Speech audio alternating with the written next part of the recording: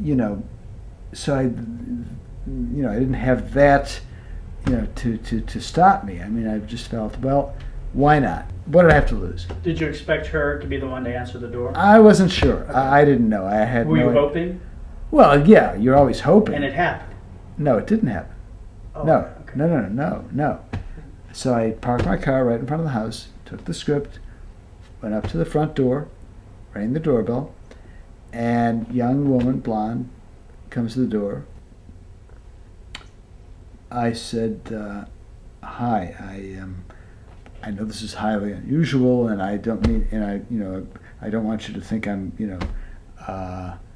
being too pushy or anything, but I'm a UCLA film student. That always was meant, counted for something.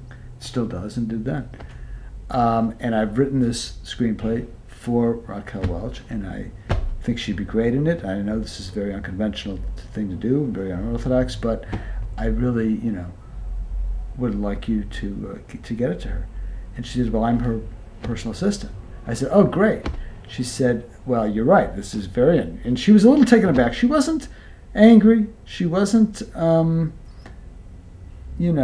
offended, but she was a little surprised.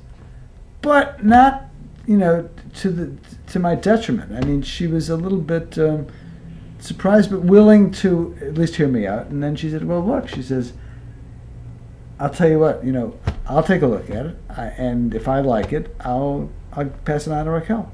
I said, "Great, that's all I can ask for." I mean, who better to read it than her personal assistant, who obviously read most of her stuff. And if it was as good as I thought it was, it would only be to her credit to pass it on to Raquel. Exactly. I said, "Great." So I gave her my number, and she actually gave me her phone number. She did tell me that Raquel was in Europe. She was shooting a movie in Europe, which turned out to be that Western that Hanny called it, remember? Right. And she said Raquel would be back for a few weeks, but she would read it in the interim. All right, so several weeks passed, and I didn't hear anything. I didn't expect to. And then a few more weeks passed, and I read that Raquel was back, and she put that, and I still hadn't heard. So I was getting a little concerned. So I called Vesta. Her name was Vesta, Vesta. I called Vesta, and I said, "Hi, Vesta. It's Barry Sandler. Remember me? I'm Kansas City bomber." "Oh, of course. And I said, "Hi, some weeks have gone by, and I was just curious to know what, the status of the project was." She said, "Oh," she says, "I read the script and I liked it, and I told Raquel about it. And she sounded very interested, very intrigued, and she's going to get to it as soon as she can." "Great." I said, "Terrific." Hung up. "Yeah, can't ask for more than that." "Okay, so it's in play." Okay, so I went on with my life. A few more weeks passed. I still hadn't heard. Now, this is where it gets murky in my mind. I don't remember exactly what, but this was a situation where she had the only draft of the script or something. So for some reason, I needed the script back, and I don't know why. I mean, I guess it was, stupid of me not to have made a copy, but I don't know what.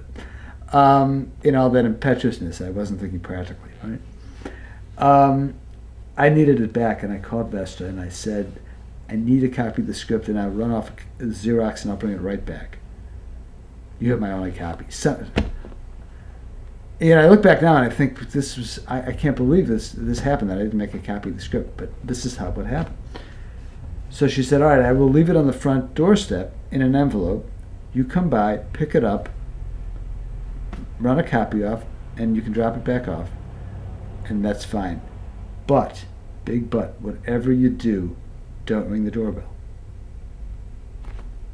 Fine. She said, "Do you hear me now? Hear me closely. Whatever you do, do not ring the doorbell." Okay, no problem. Get up to the house. There's the script on the doorstep. Something in me, I don't know what, compelled me to ring the doorbell. I ring the doorbell. As I'm ringing the doorbell, out the side of the house, and it's a distance, it's a big house, I see Raquel walk out. And she's just from a distance, I see this, she like had a glow around her. It was like a real movie star. And she looks at me like glaringly. She really looks like sharply. If you're writing the script, you said she glares at you. I just grabbed that script and raced back to my car. And I was so, just, wow, shaken by that. Taken aback. Yeah, that I just ran back to my car and zoomed off. I get home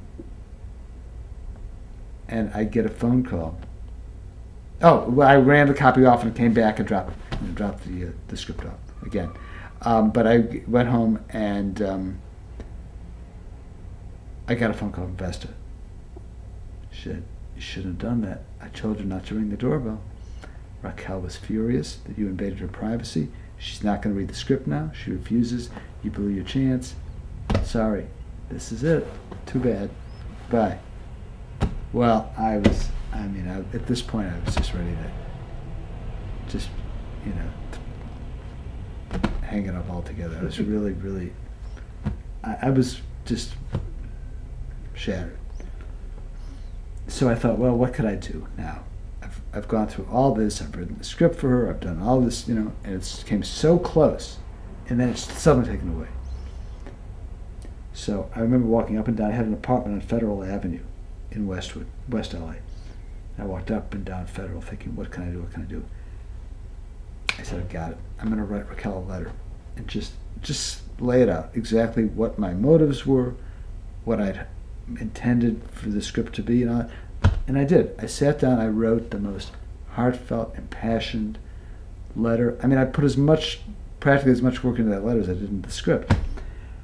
What I wanted, how I designed this from her, and how I had not meant to invade her privacy, how I was really just, I only wanted her to, to design this script for her, and that, I'm sorry, and I apologized, and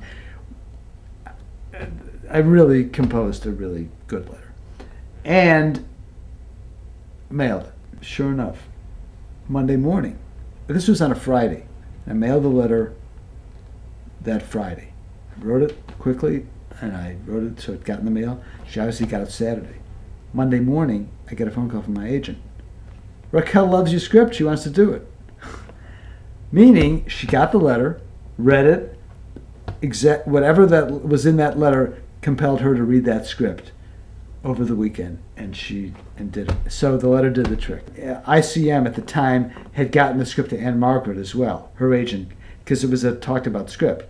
Anne Margaret loved it. I had met with Roger Smith and Alan Carr about doing it for Anne Margaret, and I loved Anne Margaret, and she hadn't, Carnal Knowledge hadn't come out yet, and they were saying, oh, people are going to take a whole revisionist look at her career now after Carnal Knowledge, and she's going to be considered really a good actress, which indeed happened.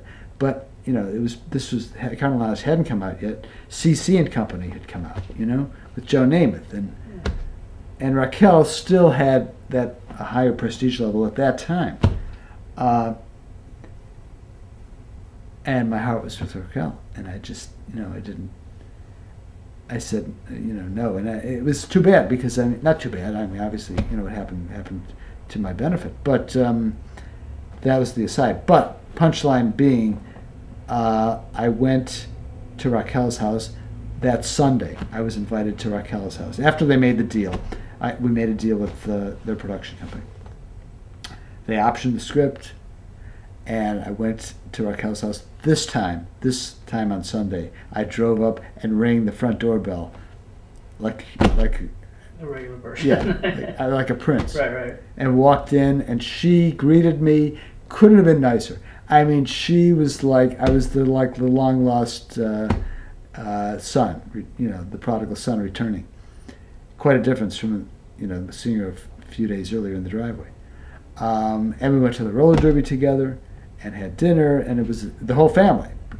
The son, Damien? Right, Damon, right? Yeah. And Tawny, the daughter, and Patrick, her husband, who she soon divorced and was out of the picture completely, and Raquel. And that was the story. And then there's a lot more story about how the film got made, but that's the second part.